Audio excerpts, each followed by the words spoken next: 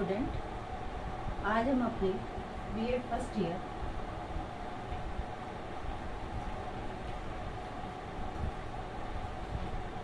अधिगम और शिक्षण में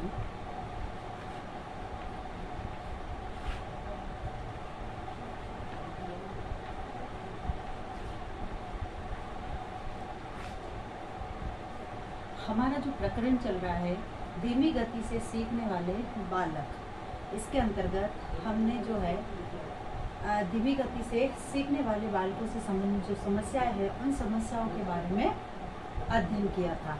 आज का हमारा टॉपिक है धीमी गति से सीखने वाले बालकों की आवश्यकताएं।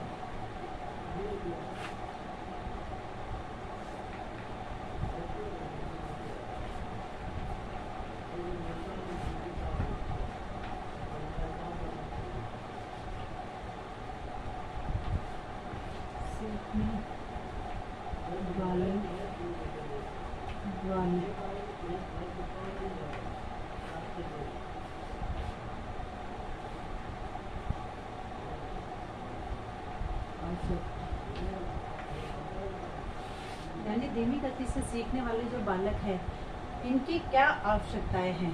धीमी गति से सीखने वाले बालकों को सामान्य बालकों की श्रेणी में लाने के लिए सर्वप्रथम उनकी आवश्यकता का ध्यान रखना अनिवार्य है, क्योंकि जब तक हम उन बालकों की आवश्यकता को नहीं जानेंगे तब तक हम उनकी सहायता नहीं कर सकते।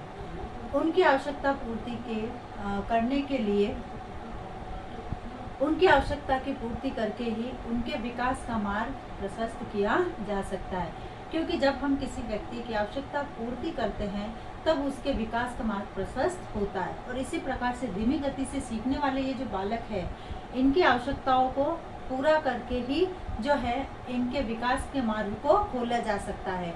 इसमें है जैसे सबसे पहले पारिवारिक जो सद्भावना है, पारिवारिक सद्भावना,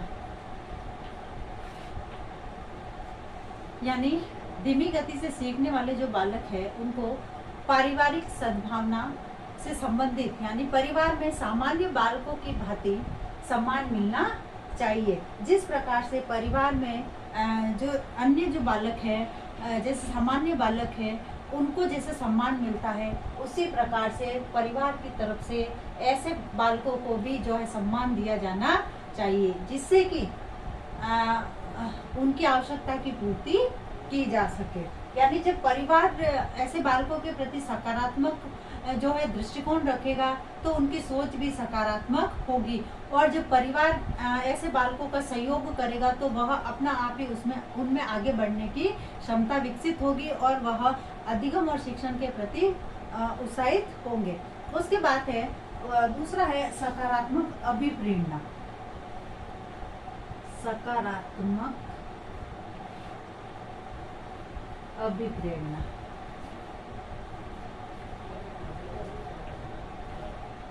अब जो है इन बालकों को सकारात्मक अभिप्रेरणा यानी मोटिवेशन मिलना चाहिए, यानी कार्य करने के लिए सकारात्मक सोच या प्रशंसा के शब्द बोलना।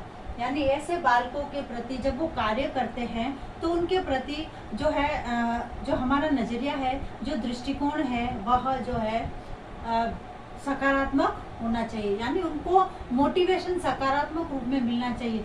जब हम किसी को सकारात्मक रूप से मोटिवेट करते हैं तो वह उस कार्य को करने के लिए और अधिक उत्साहित रहते हैं। इसी प्रकार से ये जो धीमी गति से सीखने वाले जो बालक है, यदि इनको सकारात्मक मोटिवेशन मिलेगा तो यह अपने कार्य के प्रति जो है उत्साहित होंगे तथा किसी भी कार्य को ठीक ढंग से करने की कोशिश करेंगे। उसके बाद है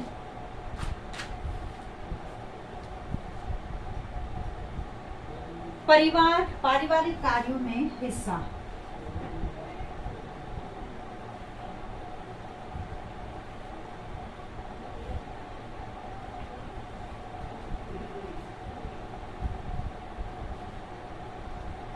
यानी इस प्रकार के बालकों की आवश्यकता यह है कि पारिवारिक जो भी कार्य है उन कार्यों में जो है इनका हिस्सा होना चाहिए। यानी ये सामान्य बालकों की भांति कार्य करने के इच्छुक होते हैं। ये भी चाहते हैं कि जैसे सामान्य बालक परिवार में जो कार्य है उन कार्य को कर रहे हैं, उसी प्रकार से हम भी इन कार्यों में हिस्सा ले, क्योंकि उनमें आत्मविश्वास, जब वह इस प्रकार के कार्यों को करेंगे तो उनमें आत्मविश्वास जागृत होगा और परिवार के जो कार्य है उनमें बढ़ चढ़कर हिस्सा लेंगे। फिर ये समाज में प्रतिष्ठा प्राप्त करना।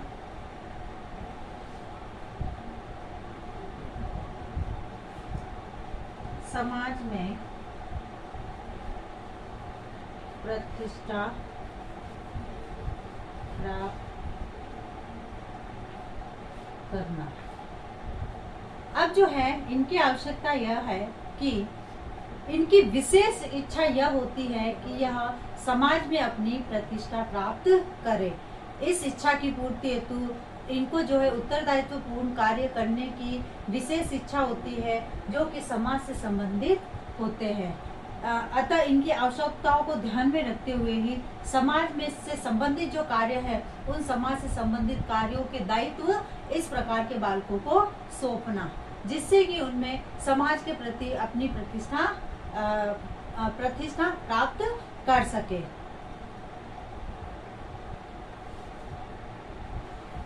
फिर है सामाजिक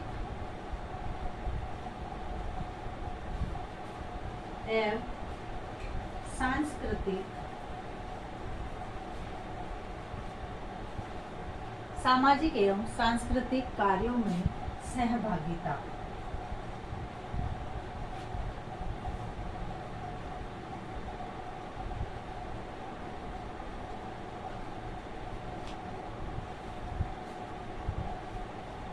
अब जो है सामाजिक और सांस्कृतिक कार्यों में सहभागिता करना इनकी प्रमुख आवश्यकता होती है, जिससे कि वह अपनी योग्यता का प्रदर्शन कर सके।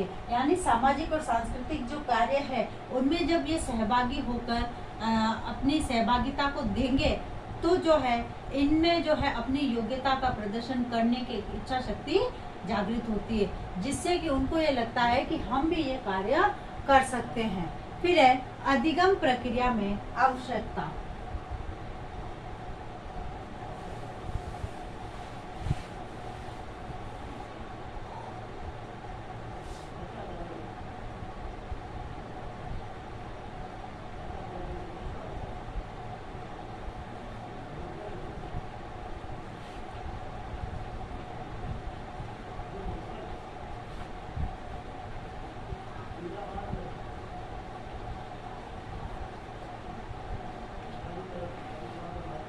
अब जो है अधिगम प्रक्रिया में आवश्यकता जो है इनके इस तरह अनुकूल शिक्षण होती है जिनके अभाव में इनका अधिगम स्तर निम्न हो जाता है। यानी इन विद्यार्थियों के अधिगम की आवश्यकताओं को देखते हुए जो है इनका अधिगम स्तर जो है, इनको जब अधिगम करवाया जाता है, शिक्षण करवाया जाता है, तो इनके स्तर के अनुकूल या इनके इस तरह अनुकूल होनी चाहिए, जिससे कि इनका अधिगम स्तर उच्च हो सके। और यदि इनके इसी के विपरीत यदि इनकी जो अधिगम प्रक्रिया को या अधिगम की जो शिक्षण प्रक्रिया है इनके स्तरानुकूल नहीं होती है, इनके स्तर के आधार पर नहीं होती है, इनकी योग्यता, इनकी रुचि उस आधार पर नहीं होती है, तो इनका अधिगम स्तर निम्न हो जाता है। यानी जो अधिगम प्रक्रिया है वह इनकी रुचि, योग्यता और इनके स्तर को देखते हुए होनी चाहिए। फिर अधिगम प्रक्रिया में पूर्ण सहभागिता।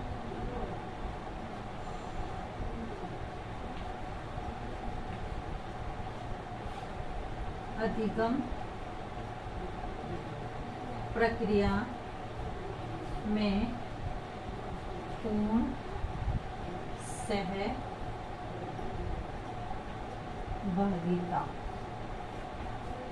अब जो है इस प्रकार के बालकों की यह आवश्यकता है कि अधिगम प्रक्रिया में पूर्ण सहभागिता इनकी आवश्यकता होती है, जिसके पूर्ण होने पर इनका अधिगम में स्थायित्व उत्पन्न नहीं होगा।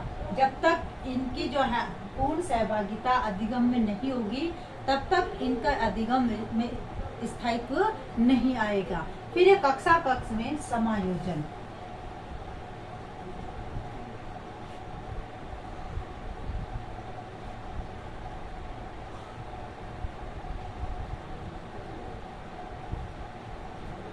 अब जो है इस प्रकार के बालकों की जो आवश्यकता यह है कि यह कक्षा कक्ष में समायोजन भी इस प्रकार के बालकों की आवश्यकता में गिना जाता है। यानी जब यह अपने आप को कक्षा में एडजस्ट नहीं कर पाएंगे, समायोजित नहीं कर पाएंगे, तब तक जो है इनके अधिगम स्तर में सुधार नहीं आएगा।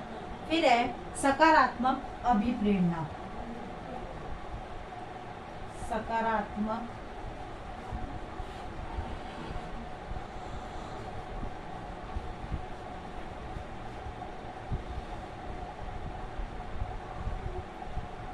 अब जो है इस प्रकार के बालकों के लिए सकारात्मक अभिप्रेरणा भी इनकी आवश्यकता माना जाता है। यानी इनको सकारात्मक रूप से मोटिवेट किया जाए किसी भी कार्य के प्रति या अधिगम के प्रति, तो इसलिए इनके लिए सकारात्मक अभिप्रेरणा इनकी आवश्यकता है। फिर पृथक पाठ्यक्रम।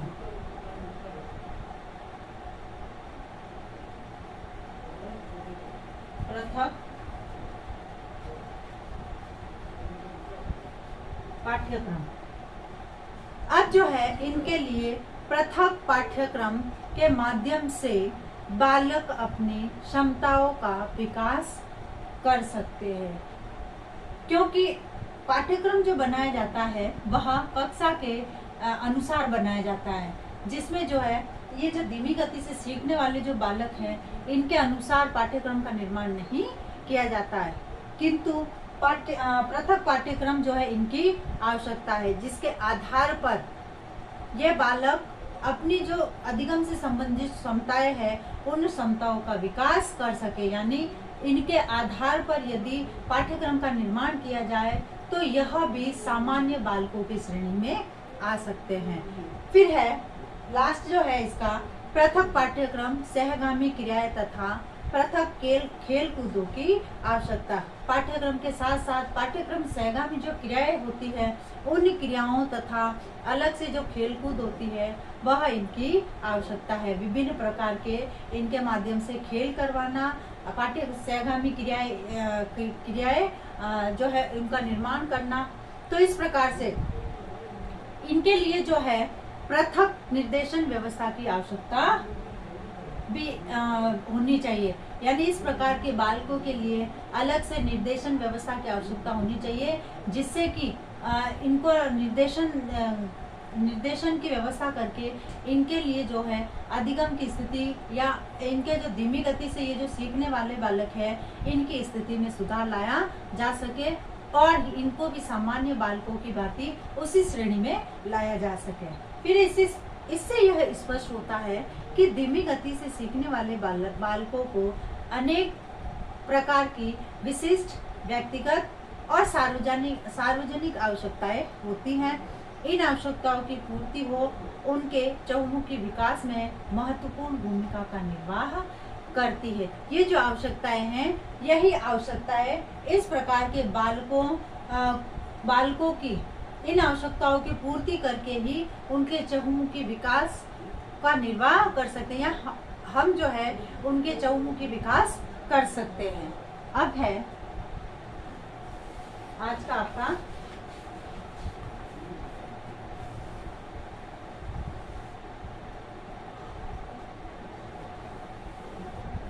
गृह कार्य। धीमी गति से सीखने वाले बालकों की क्या आवश्यकताएं है समझाइए।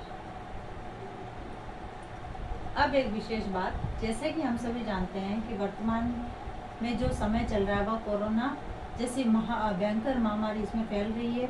इससे बचाव हेतु हमें उपाय करने हैं। हाथों को सैनिटाइज करना, मुंह पर मास्क लगाना, सोशल डिस्टेंस का ध्यान रखना, अनावश्यक रूप से घर से बाहर नहीं निकलना। इस प्रकार स्वस्थ रहे, सुरक्षित रहे। Be stay and be strong. धन्यवाद।